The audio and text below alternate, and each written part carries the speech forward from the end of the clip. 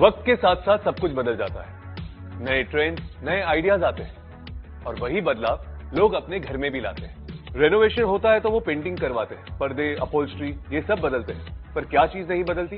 Furniture.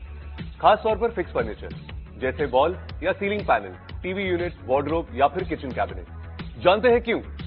क्योंकि पुरानी laminates को उखाड़कर उस पे नई लैमिनेट को फिक्स करना मतलब ज्यादा समय, ज्यादा खर्चा, यानी महाझंझट। इसीलिए कस्टमर्स ये कदम नहीं उठाते और आप भी ऐसी साइट्स लेने के लिए कतराते जहां इतनी झंझट हो। पर अगर मैं आपसे कहूं कि बिना पुराने लैमिनेट को उखाड़े उस पर नया लैमिनेट फिक्स किया जा सकता है, जिससे कस्टमर के पूरे घर को नया लुक मिलता है और आप भी पुराने लैमिनेट को उखाड़ने से बच जाते हैं, तो आप पूछेंगे कैसे?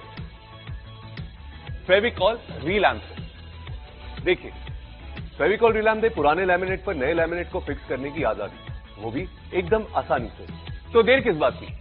आइए देखते हैं फेविकॉल रीलैम्प को इस्तेमाल करने का सही तरीका। जिस पुराने लैमिनेट पर नए लैमिनेट लगाना हो, उसके सरफेस को पहले अच्छी तरह जांच लें। ग्रीस या तेल को साफ कर लें। ध्यान रहे कि लैमिनेट की सतह एक समान हो, उसमें कोई बबल्स ना हो, कहीं से उखड़ा ना हो और कोई क्रैक भी ना हो। अब इस लैमिनेट कटर से सरफेस पर ऐसे चीरा लगाएं। ध्यान रहे हर चीरे के बीच आधा इंच का फासला होना चाहिए। अब पुराने लैमिनेट को एक साफ कपड़े से अच्छे से साफ कर लें। फेविकॉल रीलैम्प के कार्ट्रिज के नोजल को बीचों बीच काट लें और कार्ट्रिज को सीलिंग गन में लोड कर लें। अब इस गन से फेविकॉल रीलैम्प को चीरों पर लगाएं। अगर सरफेस पर कहीं छेद हो तो वहां ज्यादा ग्लू डालकर उसे भर लें। अब फेविकॉल रीलैम्प को इस बड़े दांतों वाले स्प्रेडर से फैलाएं। अब नए लैमिनेट को पुराने लैमिनेट के सरफेस पर फिक्स कर लें। अब एक साफ कपड़े की मदद से लैमिनेट पर उचित प्रेशर डालें। अब लैमिनेट को एक बार उठाकर देख लें कि ग्लू नए लैमिनेट पर ट्रांसफर हो गया है या नहीं। अगर ग्लू ट्रांसफर नहीं हुआ तो वहां वापस प्रेशर दें, जिससे सही मात्रा में ग्लू ट्रांसफर हो जाए।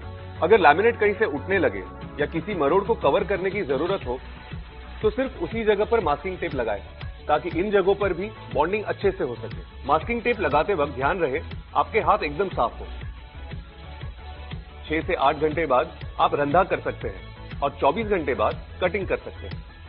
तो देखा आपने, लैमिनेट चाहे कितना भी पुराना हो, हॉरिजॉन्टल हो या फिर वर्टिकल, बेफिक्री से बिना उखाड़े उस पर नया लैमिनेट फिक्स कीजिए और फेविकॉल रीलैम्प से अपने कस्टमर को नया घर दीजिए।